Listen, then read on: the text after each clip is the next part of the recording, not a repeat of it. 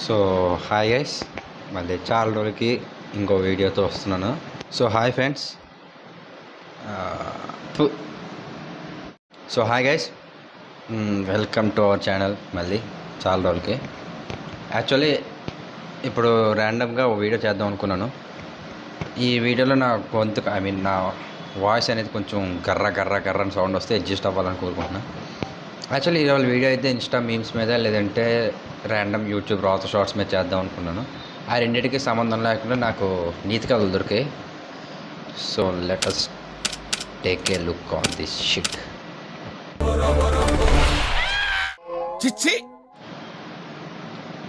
అంతరాయానికి చింతిస్తున్నాం. ఒక 2 minutes. Okay. వర్షంలో ప్రసాదు రమేష్లు తడుస్తూ పొలం నుంచి ఇంటి వైపు వెళ్తుంటారు. నాన్న, వర్షం ఎక్కువగా పడేలా ఉంది, ఏదైనా చెట్టు దగ్గర ఆగుదా నాన్న? వద్దు బాబు, ఎట్టాగు తడిసిపోయాంగా, ఇంటికి వెళ్ళిపోదాం. ఇలా వాన పడుతున్నప్పుడు చెట్ల కింద, పాత గోడల పక్కన, పాతిళ్లలో కూలిపోవడానికి సిద్ధంగా ఉన్న వాటి దగ్గర ఎప్పుడు ఉండదు. దెయ్యాలు వస్తాయా? అవి ఏ క్షణమైనా ఊరిపోవచ్చు. సరే నాన్న, ఎక్కడ ఉండదులే. మీరన్నట్టు పూర్తిగా ఎలాగో వర్షంలో తడిసిపోయాంగా, ఇంకా వర్షం భారీగా పడినా, అతి భారీగా పడినా ఇంతకంటే ఎక్కువ తడిసిపోం కదా. పదండి, ఇలాగే వర్షంలో తడుచుకుంటూ ఇంటికి వెళ్ళిపోదాం. నేను అదే కదరా చెప్పేది, ఇలాగే తడుచుకుంటూ ఇంటికి వెళ్దాం. అత్తా కోడళ్ళ చేత వేడి వేడి చికెన్ చేయించుకుని తిందాం. అలాగే నాన్న, అమ్మకి అనామికకి నువ్వే చెప్పాలి మరి. నేనే చెప్తానులే, పద అని ఇద్దరూ మాట్లాడుకుంటూ ఇంటి వైపు వెళ్తూ ఉంటారు. ఇంటి దగ్గర కోడలు అనామిక గొడుగు పట్టుకుని గుమ్మం దగ్గరికి వచ్చింది. అప్పుడే అత్తగారు శారద వచ్చి, బయట అంత వర్షం పడుతుంటే గొడుగు పట్టుకుని ఎక్కడికి వెళ్తున్నావు కోళ్ళ? గొడుగు పట్టుకుని పొలం దగ్గరికి వెళ్తున్నాను అత్తయ్య. నీకు బొద్దుందా? ఉరుములు మెరుపులతో వర్షం పడతా ఉంటే గొడుగు పట్టుకొని పొలం దగ్గరికి వెళ్ళి ఏం చేద్దామని? ఇత్తనాలు వేస్తుంది కాదు. మామగారు మొగుడు వర్షంలో తడిసిపోతున్నాడు అని దీనికి ఇది లేదు, కానీ పొలంలోకి వెళ్తుంది. ఇప్పుడు ఏం నాగపోవాలి పోతావా బోరా? అయ్యో అత్తయ్య, నేను గొడుగు పట్టుకొని పొలం దగ్గరికి పోతానని చెప్పింది నేనేదో పొలం పని చేసుకుందామని కాదత్తయ్య. ఆయన మావయ్య వర్షంలో తడుస్తూ ఉంటారు కదా, వెళ్ళి తీసుకొద్దామని. Thums up. ఓహో, ఇప్పుడు నువ్వు వెళ్ళి పూర్తిగా తడిసిపోయిన తండ్రి కొడుకులకి గొడుగు ఇచ్చేసి నువ్వు తడుచుకుంటా ఇంటికి వస్తావా కోళ్ళ? అవునత్తయ్య, అలాగే చేద్దాం అనుకుంటున్నాను. నేను తెలివి తక్కువ కోళ్ళ నిట్టేది. అత్తయ్య ఆరోబాక, వాళ్ళు ఎలాగో పూర్తిగా తడుచుకుంటూ ఇంటికి రానే వస్తారు.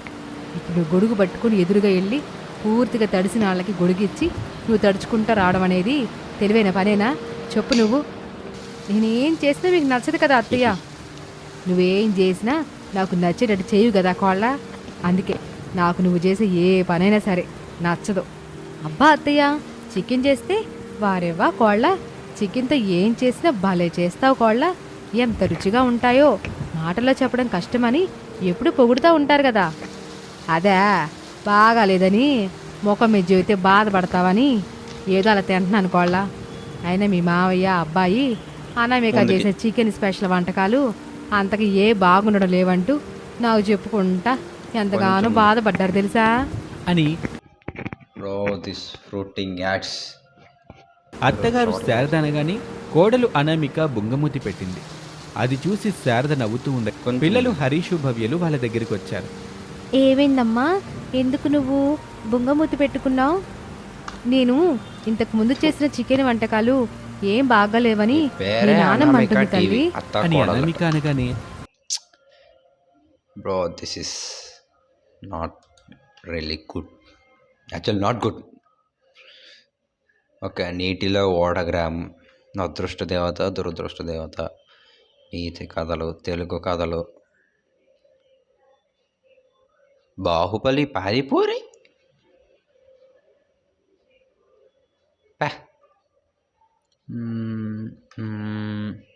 వినాయకుడు అలక, సూట్ కేస్, అది ఇదా స్టోరీ. ఇలాంటివి కావాలి మనకి.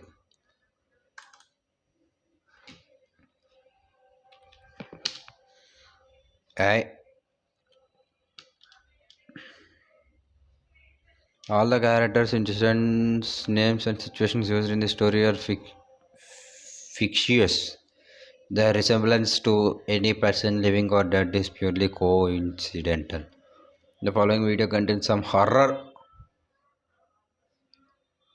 elements and suitable for a mature audience. 15 plus. భయ్యా నాకు 18 ఇంకా.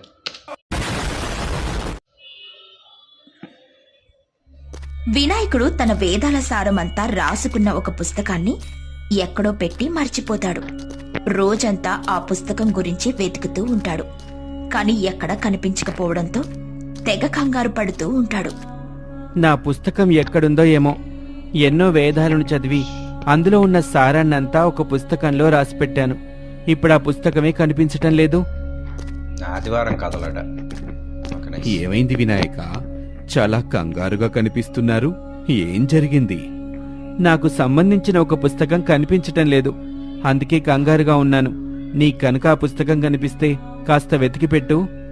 ఇప్పుడే వెతుకుతాను వినాయక అంటూ నంది కూడా ఆ పుస్తకాన్ని కైలాసమంతా వెతుకుతానని చెబుతాడు.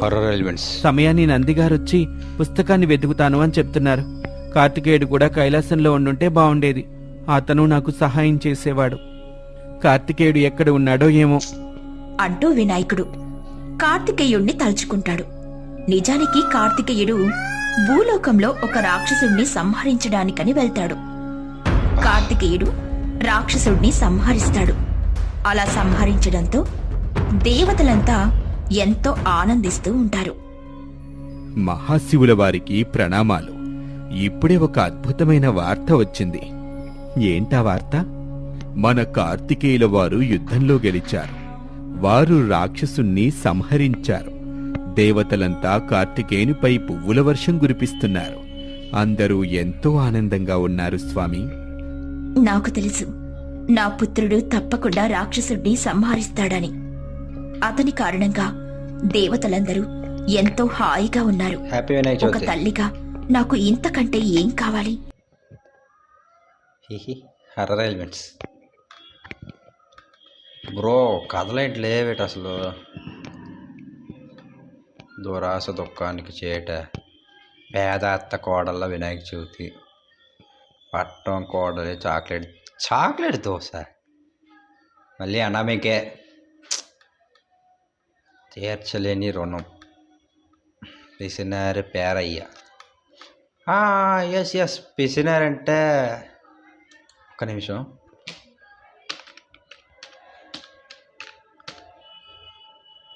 పాపయ్యా.